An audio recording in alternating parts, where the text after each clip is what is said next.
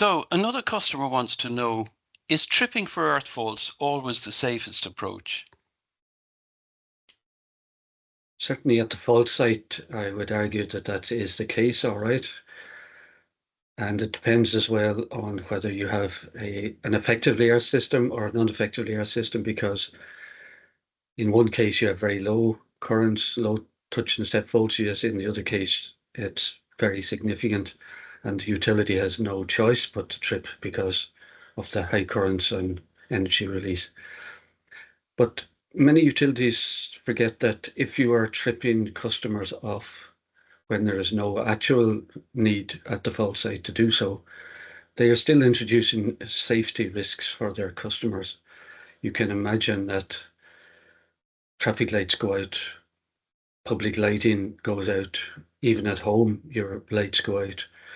So these do present real person safety risks to the public in general and to electricity customers.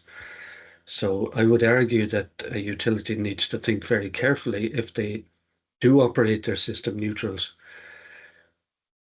non-effectively earthed, likes of isolated neutral or compensated neutral, particularly if they're also adding in the likes of FP or active injection. Well, then a quantitative risk assessment is the prudent way for the utility to decide, do they need to trip in every situation? Do they need to trip quickly? Or do they have some time to make judicious choices around resectionalizing, keeping as many customers on supply as possible?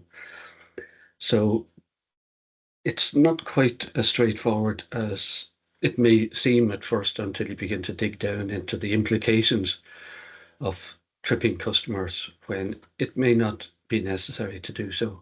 And certainly it's not necessary to trip immediately as you would with very high current conditions where that situation needs to be mitigated very quickly. So I guess that's my take on it.